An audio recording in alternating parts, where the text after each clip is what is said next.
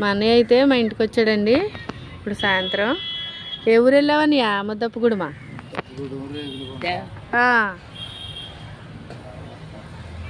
చీపుర్లు కొన్నావని? అవి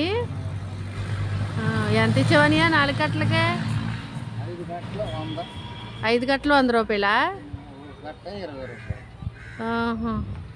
ఇప్పుడు ఎవరో వాడతలేదు అసలు కదని అసలు. కానీ ఇవే మంచి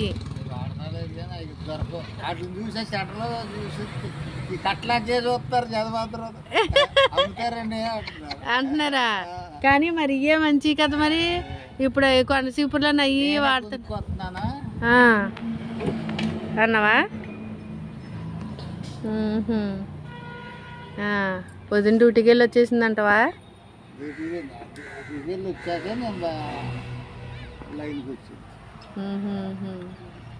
అనే రోడ్డు అలాగే ఉన్నదా? కొంచెం బాగానే ఉన్నదా? గుంటలు అయితే అడిపోయినాయి కదా యాదోల రూటు.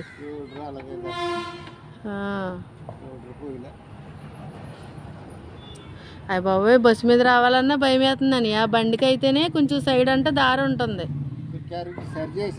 సరి చేశారా? కొంచెం పెద్ద పెద్ద గోతులు అయ్యి పూడ్చారే. మా మావయ్య గారు ఏమో ఇక్కడ కూర్చున్నారు అనమాట అండి. మా మావయ్య గారు అన్నయ్య మాట్లాడుకుంటున్నారు. అన్నయ్య ఇప్పుడే వచ్చాడు.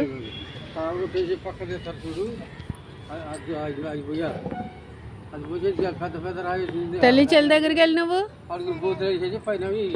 ఆడుకోండి.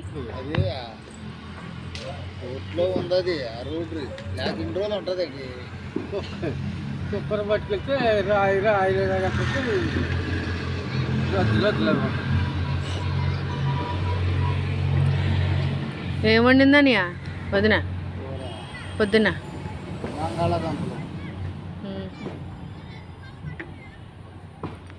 నువ్వు వచ్చేసరికి పండు పిల్లలు ఇంటికాడ ఉన్నారా?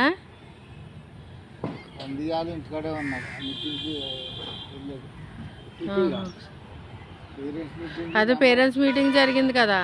శుభలక్ష్మి వెళ్ళిందా?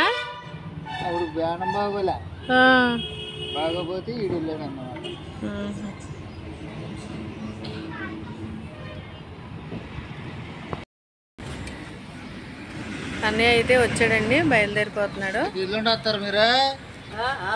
ఎల్లుండి ఇద్దరు కలిసి రండి. మావయ్య అన్నయ్య పిలుస్తున్నాడు, ఎల్లుండు ఇద్దరు కలిసి రండి అంటున్నాడు. అక్కడికి వచ్చే నెంబరే ఉంది కదా, పొద్దున్నే వస్తే ఫోన్ చేస్తే మేము ఎక్కడ ఉన్నాం వస్తాను.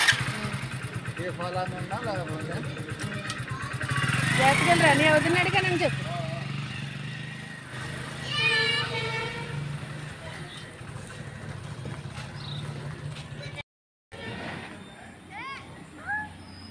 అదిగోండి మా అన్నయ్య అయితే చీపురు కట్టలు కొన్నాడు చూడండి. అవి పూతికి చీపుర్లు.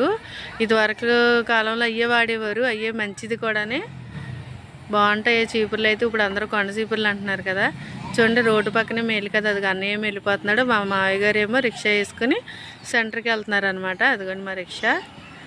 మావయ్య అన్నయ్య కలిసి వెళ్ళారు అనమాట. అసలు పడిపోతావన్న భయం ఉందా నీకు? ప్రిన్సిపేనా లేరా? పడిపోతావని భయం ఉందా నీకు? ఉందా? దిగు కిందకి.